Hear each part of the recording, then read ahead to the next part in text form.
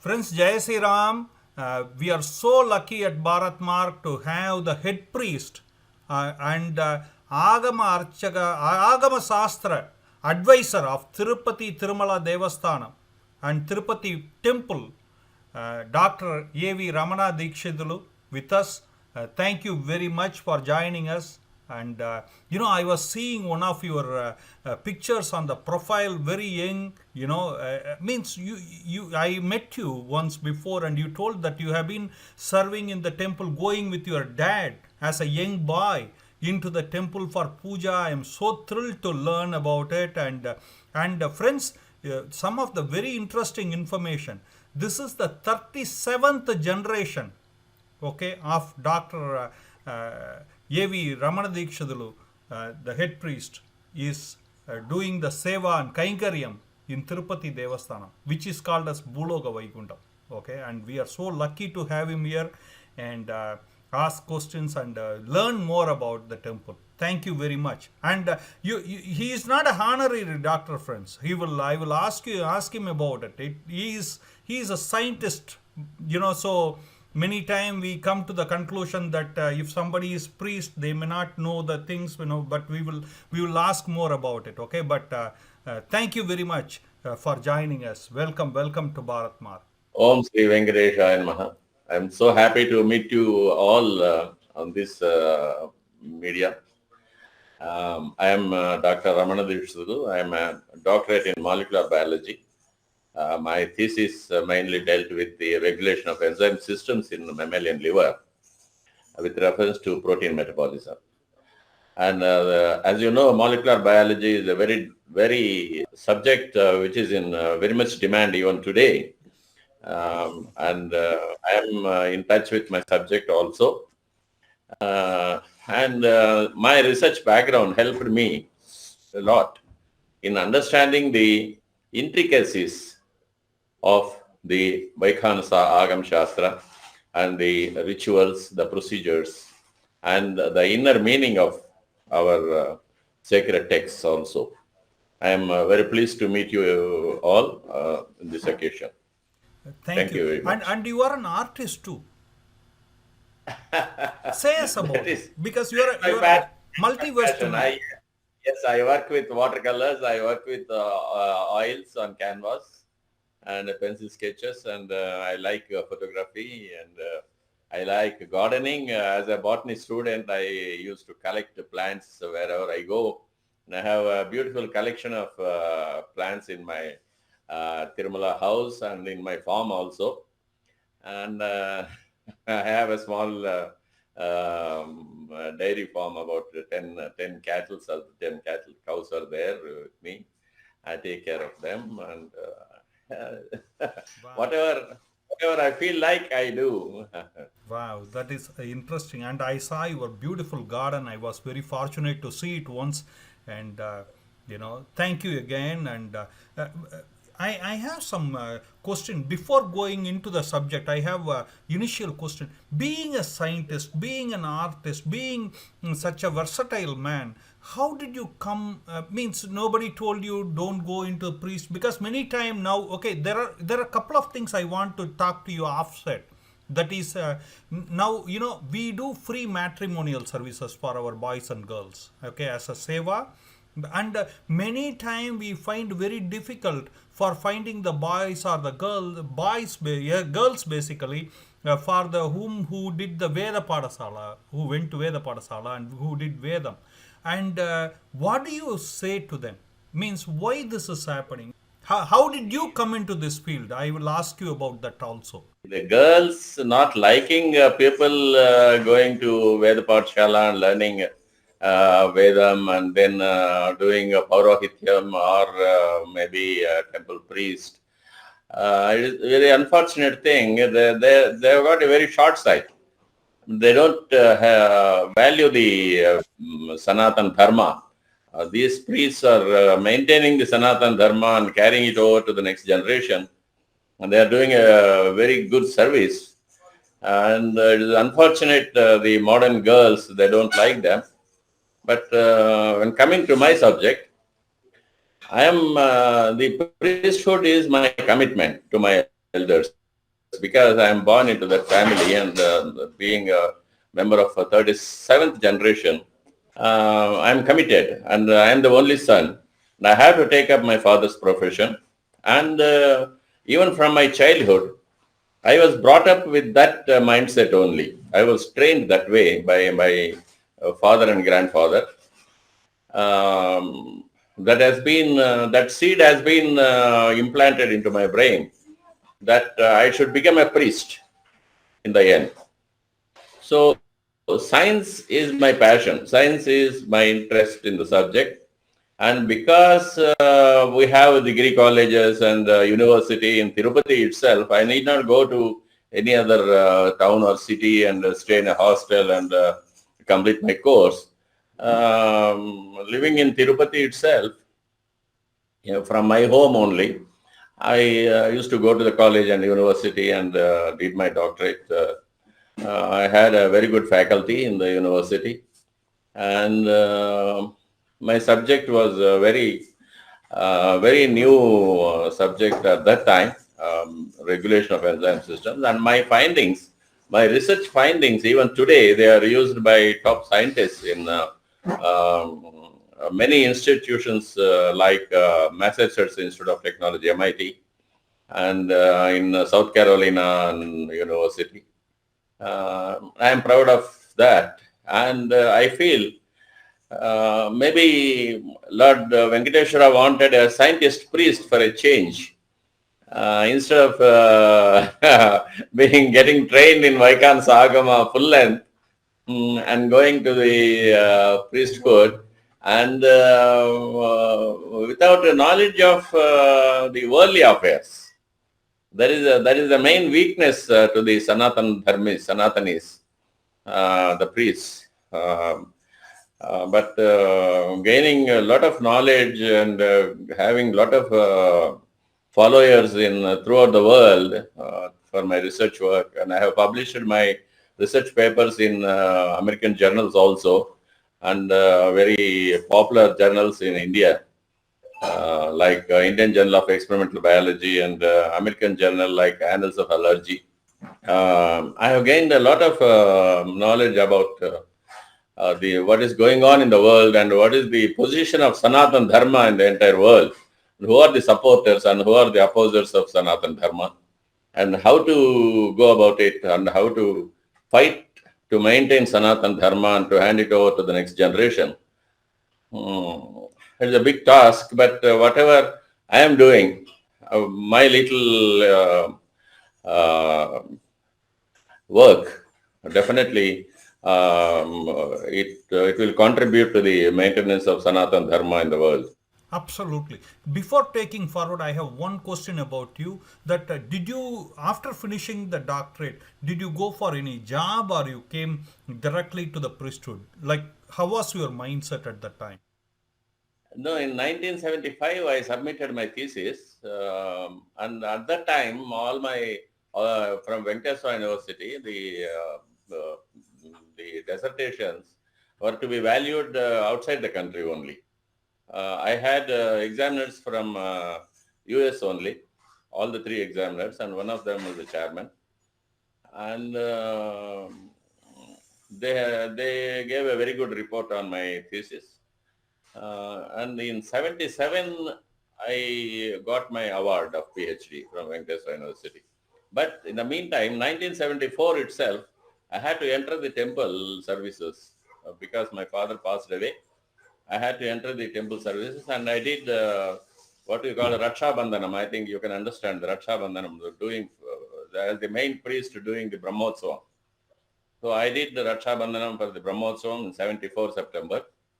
And from 75, I was a senior research fellow in CSIR, Council of Scientific and Industrial Research, New Delhi. And then 77, as soon as my award is given, I resigned my fellowship and then I joined the temple services full steam. From that day on, I'm in the 100%. I'm in the temple services, and I changed my dress, my attire, and everything to be a. 100% priest, a perfect priest. One last question on this aspect, today's children, did you also face difficulty with your marriage, being in the priesthood, or how was the time, and what will you recommend to the mothers now? No, because of Venkateswara Swami's grace, I never faced that problem. I had a comfortable, my elders fixed my wedding, and even I have 3 sons, and my sons' weddings are also fixed like that, and then there was no problem. We found good girls from good family. That is incredible. Even my grandson is going to get married on 4th September. Girl is from Coimbatore only. Wow. Okay. They are also a priest family, Vaikansas. And I never faced that problem. But economically weaker sections of priests, they are facing this problem of rejection by the girls. And the girls are also, they should change their attitude. They should be educated by their parents to protect Sanatan Dharma, to encourage gents to be priests or purohits or do work in temples or contribute their knowledge to the younger generation, coming up generation. And the younger generation should also be educated in that direction. Absolutely. Thank you very much for that. And, I have now going into the temple. You have been there as a little boy, as you said, going with your father, into the temple. So we would love to learn a lot from you. That is, as a scientist, you go into the temple. Okay, many times people say that it is foolishness to believe in God. God doesn't exist, everything. But you are a scientist. You go into the temple. Okay, do you have any proof that you saw in front of your eyes and heart of heart which you would like to share to the people about Tirupati Tirumala temple? Lot of things, because Lord Venkateshwara, as Agama says, he is a living God. He is there. He is there. And Vaikhansa Agama says there are different dimensions of God. The Supreme God is called Vishnu. And there are different dimensions like Para, Vyuha, Vibhava, Antaryami, and Acchavatara. Acchavatara is the physical dimension. All the other dimensions are metaphysical dimensions, which cannot be experienced by ordinary humans who don't have any practices of tapasya and yoga. And we can simply describe this as the subtle energy of the Supreme God coming into an abstract form of an idol.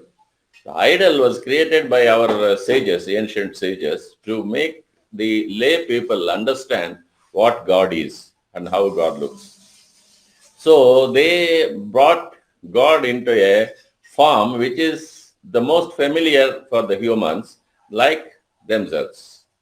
A human form was given to a God, though with some superhuman features like 4 hands and the divine weapons and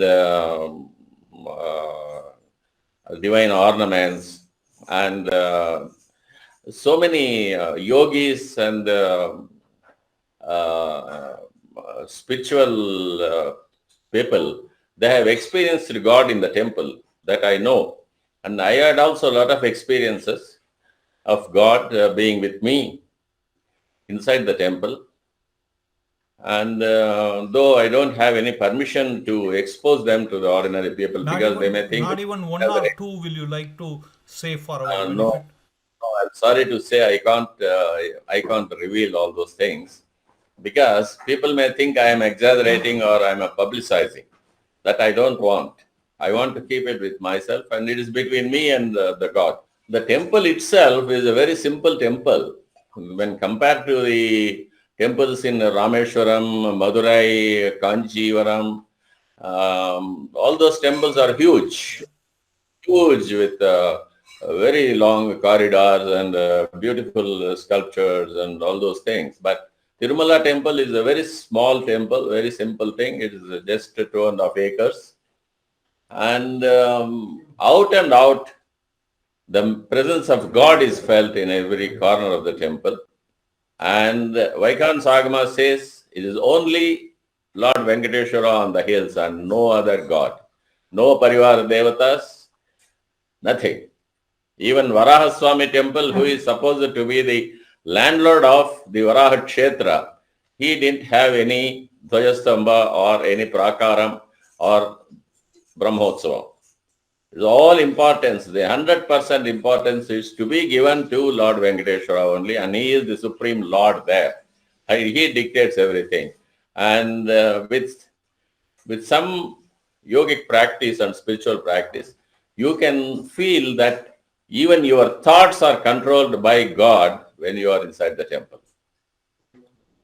Your entire life is controlled by Him, whom you are going to meet and what is to be done with them and what effect that will have in your future life. And all those things are dictated by the Lord inside the temple. And there are so many energy fields inside the temple. You can feel it, and it is mesmerizing. It is you enter a trance when you stand before Him. You forget everything, and you come back only when you come out of the energy field. So these are all the proofs of divine presence there. And as a scientist, I have examined the every corner of the temple, and I know every stone, every pillar, every wall in the temple. Thank you very much. Why the Netra Darsanam? And Netra Darsanam happens only on Thursday. Is there any significance there or any science backing there? Anything that is, what is the ritual? Why it is so? It is not science, and it is not Shastra, and it is only a Sampradaya. It is only a Sampradaya. Because I will tell you what happens on a Friday. Friday morning after Abhishekam, we decorate the Lord for the coming week. You will have Abhishekam only on Friday. So, for the coming week, the decoration was done, and it will take about 1.5 hours for the entire Alankara. And we don't change the ornaments till next Thursday. So next Thursday, we remove a part of the camphor tilak to expose the eyes of the Lord, and remove all the ornaments, including the crown. And Balaji will be standing there with only a silk dhoti and an angavastra. So it is a preparation for Friday morning's Abhishekam.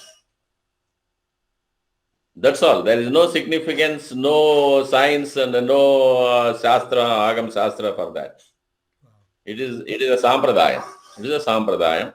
And on the evening of Thursday, we decorate him with all flowers from top to toe. It is called Polangi Alankara. And then in the night, that flower decoration is removed, and early morning, Abhishekam will start after Suprabhata. And Pratakala Aradhana. So that is only a tradition which is only for the convenience of the Archakas. Removing the jewelry and then doing Abhishekam, and then again decorating him for the coming week, it will take another 3 to 4 hours if done continuously. So to give a break, we made the Sadalimpu, it's called. The removal of the jewelry is called Sadalimpu. That Sadalimpu is done on Thursday mornings. And to keep something on the face of the Lord without, because the face should not go without Alankara. Mm-hmm. The Karpura Tilakam, Karpura Namam, and Kasturi Tilakam is called Mukha Alankaram. So Balaji's face should not go without the camphor tilak for a long time. So we remove only a part of it and expose the netras and then remove it. Next Friday morning, just before Abhishekam, it is totally removed and then Abhishekam is done, and immediately after Abhishekam, Kapur Tilak is put again. And thank you for the information. And I have a question here. Why the eyes of the god is blocked, like covered? Is there any significance to that? It is also a tradition. It is also a tradition. Some to make, because Tirumala, you see, everything is on a large scale.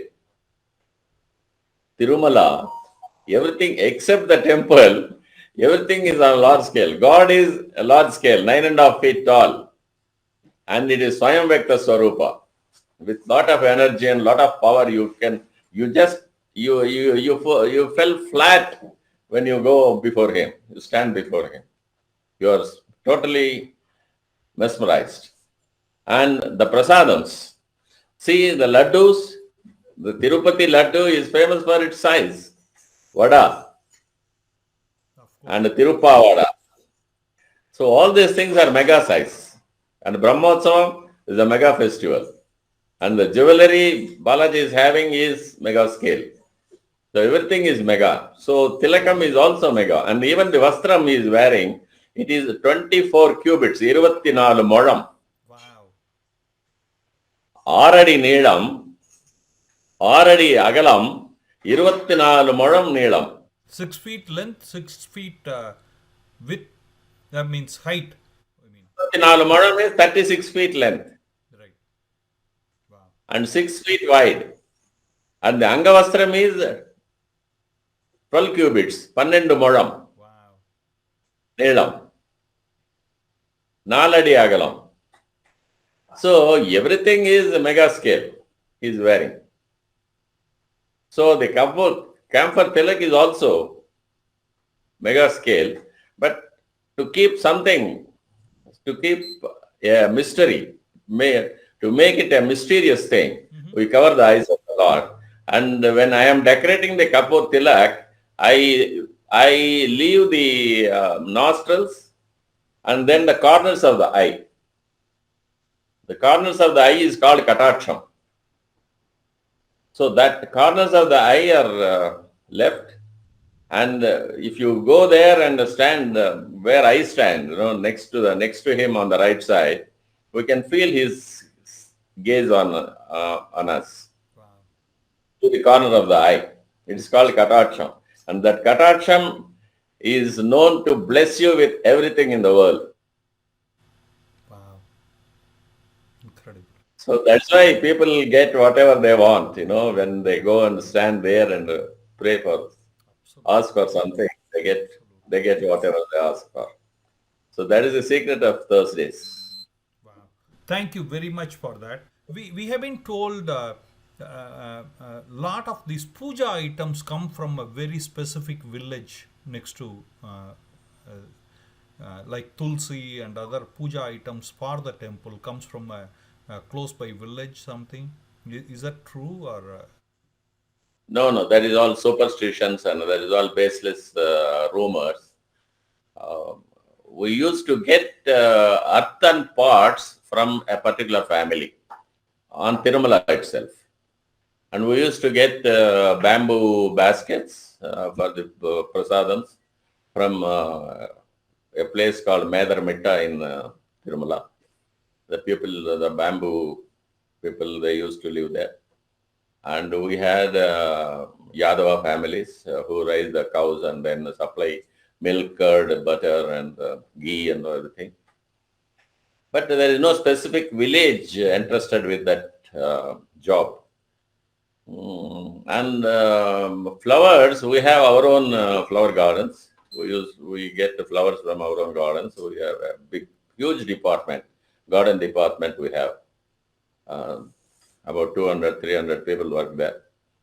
And we get donations. Regular donors are also there from Chennai, from Madurai, and from Bangalore, and from different parts of the country who regularly send flowers.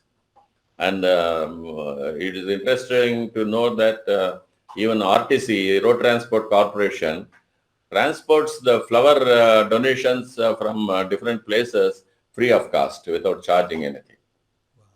So we get regular supply of flowers from the donors, Tulsi from some place, Ixora from some place, like that. And on special occasions like January 1st or Telugu New Year's Day or Vaikuntha Ekadashi or Brahmotsavam or Pushpayagam, we get a lot of imported flowers or Western flowers like orchids and liliums, carnations, and all those things also to decorate the temple. Incredible. Thank you very much. We have been told Vaddikku Vaddi Edukara Perumal, right? Who the god who collects interest when you commit for something and don't do it. Means you have been there for a long time. Did you see anything like that? Is it how much truth to it? And you have any experience of it? Will you like to share on that? No, it is human psychology. Because you are asking a favor from God and you have promised something in return. So if that your wish is fulfilled and you are not able to give him whatever you have promised, you may feel guilty. And also another fear that your next request may go unanswered.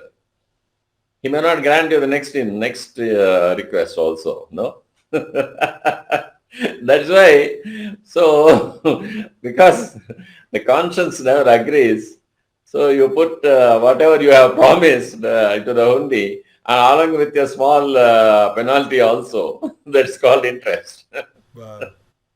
That much. He never asks for you, no. He never asks for devotee to put something into the hundi with interest and all that. He is not a money lender, no. he is the Lord of the universe. Absolutely. But we had so many stories like the ring fall down into the hundi, chain fall down into the hundi, like that and all. That happens. That happens. That's all human errors. Human errors that you can't attribute to the God.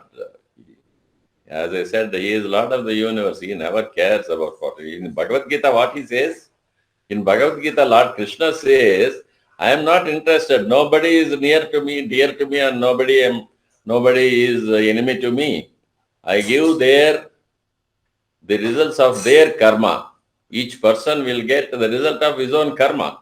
I am granting that karma to him. That's all. I am not interested in anybody. I am not interested in anybody. I am only a karma sakshi. And in that case, if something fall down into the hundi, also they say that it's gone to God. That's it. You are done. Is it? Man-made rules. Man-made rules, See, there is no hundi in Agama Sastra. There is no hundi in Agama Sastra. There is only sambhavana. Dakshina is there. You have to give the priest some sambhavana in return because he prays for you. He mentions your gotra, nakshatra, and your family name and you whatever you ask for. And he is the bridge between you and God. He mentions your name and then requests God to grant whatever you requested for. So with that, for that service, you have to give the priest, archaka, some dakshina or sambhavana. And if you get some puja done in the house for your own welfare, for your family's welfare, you give him some money to maintain his family. That is sambhavana. That is in the Agama Shastra. But hundi is not in the Agama Shastra. Thank you very much. Tirupati is famous for its 7 hills. Will you share us about the glory of the 7 hills and what they are? And that will be of great help for us. See, Tirumala, it is called Saptagiri, 7 hills. And these are named Urshadri, Urshabhadri, Seshadri, Neeladri, Anjanadri, Garudadri, like that. 7 names are given. And each hill has got a story behind it from Kruta Yuga or Treta Yuga, Dwapar Yuga. Some devotee, very dear to Lord Venkateshwara did the tapasya there and then got salvation, got blessed by the God. And so the place where he did his tapasya is given that name. That hill is called in with that name. And it is interesting that in different yugas, in Kruta Yuga and Treta Yuga, Dwapar Yuga and Kali Yuga, the hills are called by different names. Because even in Ashtotra Sahasrana, Ashtotra Shatanama Archana, he is called Simhachala Nivasaya Sri Venkatesaya Namaha. It's called Simhadri sometime. Vrushadri is where all the gods live. All the gods are there in Tirumala even today. Even today, all the gods come, visit the temple, go. You can feel their presence in the temple. If you are tuned, if you have got that wavelength, you can sense them. So the hills are very sacred ones, and they have got different names, and each hill has got a different story of a very dear devotee to the Lord, and then it's called as a memory that each hill is given that name of that great devotee. Absolutely. And in Anjanatri, Hanumanji's mother did tapas for Putra Bhagya. Is that how the name came? That is a big controversy. Don't drag me into that.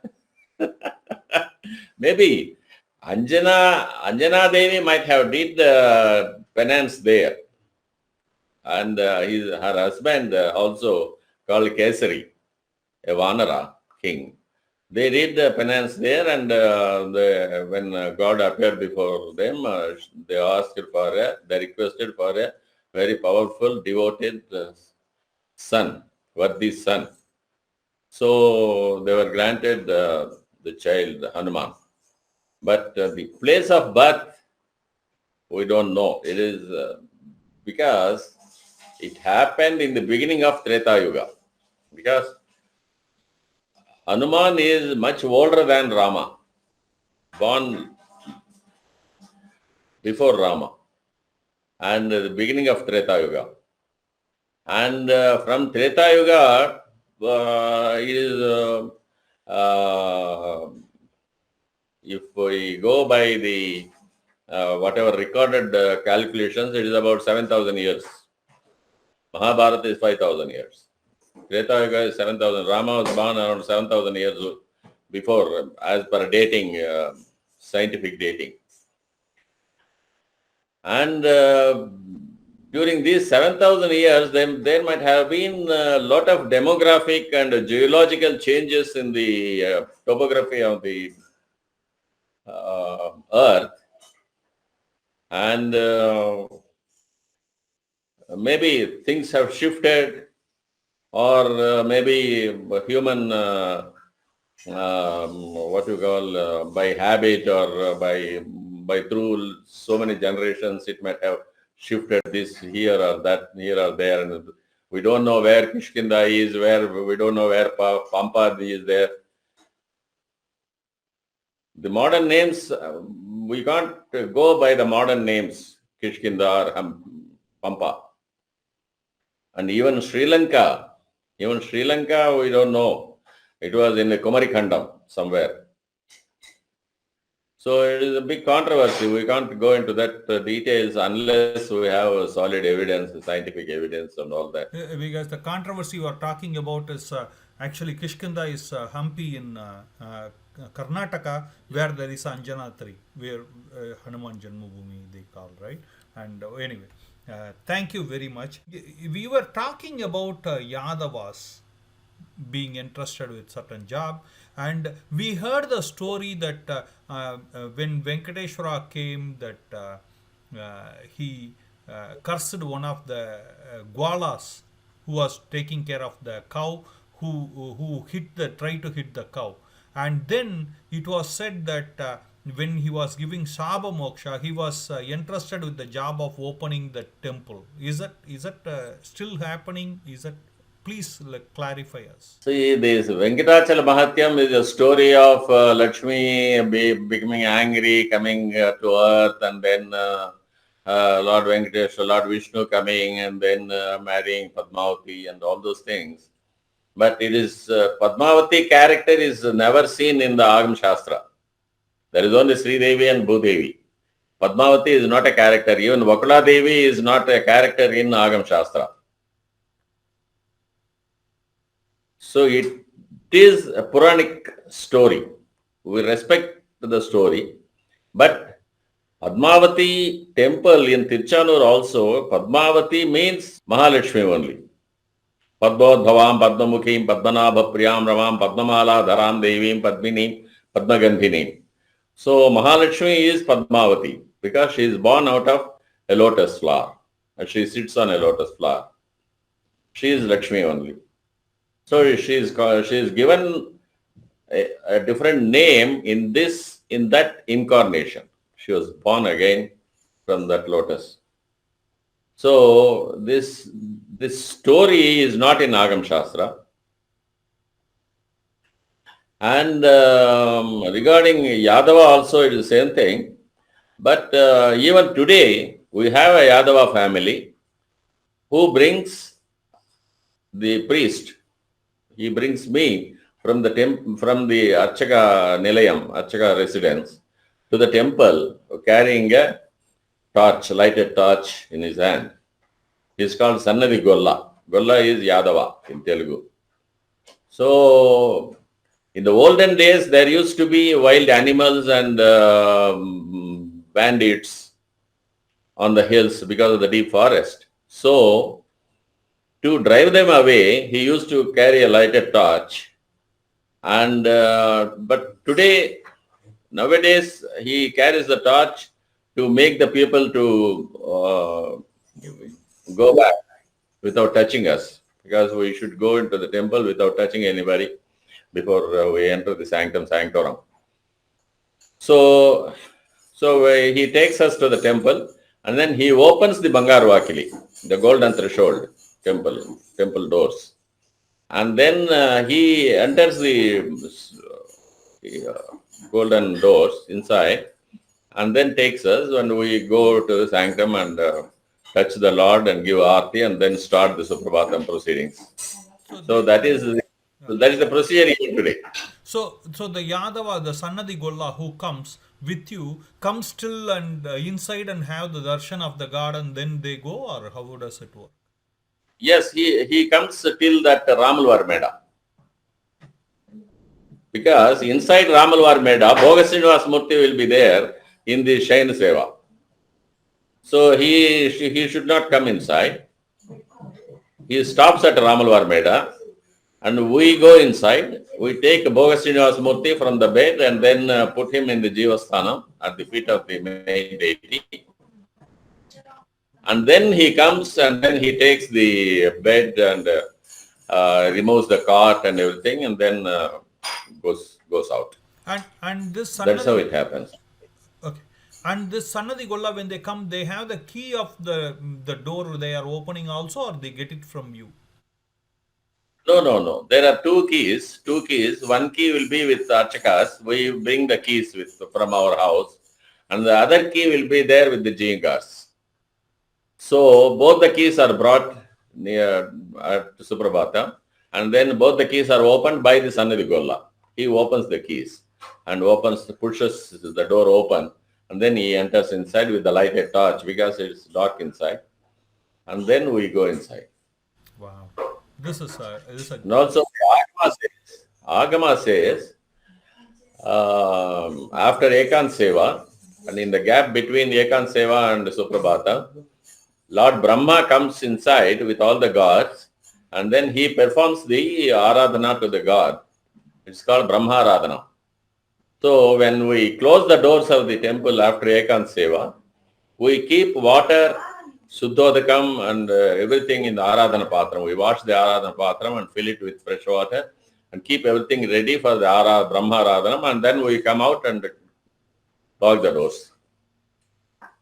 So when we open the doors, Agama Shastra says, the gods come out rubbing shoulders against us. Wow. And that Tirtham is given to the people who attend the Suprabhatam. It is called Brahma Aradhana Tirtham. Wow. And that's when the Jiyangar comes with his devotees also, is that right?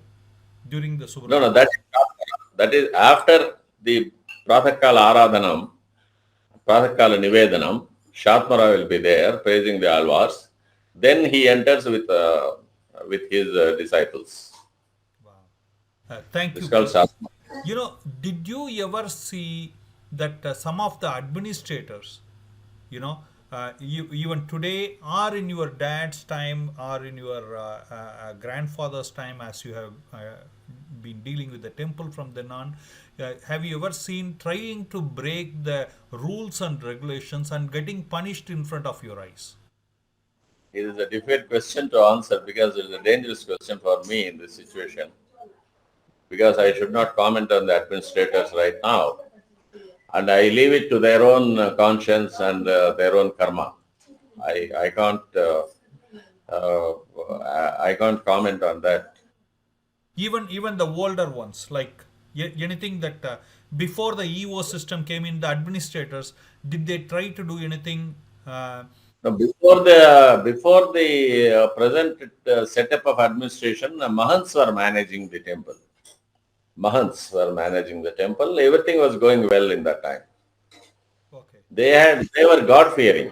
They were God fearing, and they were afraid of sin and punishment, and they respected priests. They respected God. They respected customs, traditions, Agam Shastras, and Sampradayas. Everything was going well when during Mahant.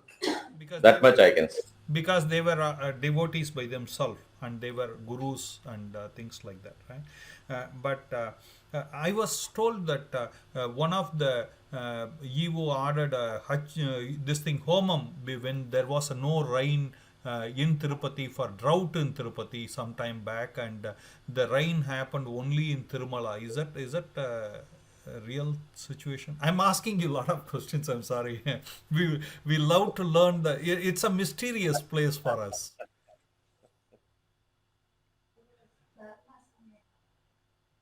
One of the wild rumors going on. Okay. The custom of coming Kasimala, the coins mala. Is there a custom there that the people donate Kasumala there for Tirupati Balaji? Nothing like that. Nothing. Nothing like Nothing. that. They donate whatever they like, whatever they have promised for, and whatever they are worthy of, and whatever they can afford, they can give. From 10 rupees currency to crores worth of jeweler, the crown like Gali Janardhan Reddy. So it depends on the devotees. If I don't ask about our Acharya, it doesn't complete. You know, about Ramanuja Acharya, he came there, and we were told that when he was in Tirumala, he didn't want to walk through the feet, and he was. And then his uncle advised him he walked through the feet. Then only the people started coming to Tirumala. Before that, they hardly came up hills. Is that right? I heard that somewhere I read that he walked up the hill with his knees, not the touch, not touching it with the feet. Uh, I heard that it is even today. A lot of people do that. Even today, a lot of people do that. They walk they walk up with the knees, and it is their promise. Whatever between the devotee and the God, whatever promises they have made, they are fulfilling it. Absolutely. As far as devotees coming to the temple only after Ramanuja, that is, I don't think that is the right statement, because uh, even from Rigveda, there is a verse called Arai Kane Vikate Girim Gachasidanvi, where lot of people from all over the country, they used to visit the temple and spelt out their own difficulties to the attendant gods there. There were attendant gods. To them, they used to spell out their difficulties, who will carry it to Lord Venkateshwara, and then in turn, Lord Venkateshwara bless them and relieve them of their difficulties in their physical lives. That is in Rigveda, which is more than 10,000 years old. And we have in Treta Yuga, Lord Rama visited Tirumala. He stayed there 3 days. And Mahabharata times for Tirtha Yatras during Aranyavasa, Pandavas, they visited the Tirumala temple. And a lot of kings, lot of emperors, even Dasharatha did penance on the banks of the sacred Pushkarini to request for male issues. And then only with Lord Venkateshwara's blessings only he got Lord Rama and the brothers. So he was ever popular. Lord Venkateshwara was ever popular with common devotees. And it's not with reference to some other incident. Absolutely. Thank you very much for your time. I know I have asked you a lot of questions. You were so patient and coming and answering. And thank you again. And and Thank if you you very can much. just if you can just take a 30-second and bless our devotees. Yes. Thank you very much for inviting me for this debate, for this interview. And I invoke the blessings of Lord Venkateshwara to all the devotees who are witnessing, who are following this video program. And I invite them to come to Tirupati soon and have the blessings of Balaji in person. And I pray Lord Venkateshwara to bless them all with everything they want and with everything they are worthy of. Thank you very much and God bless you. Absolutely. Thank you very much.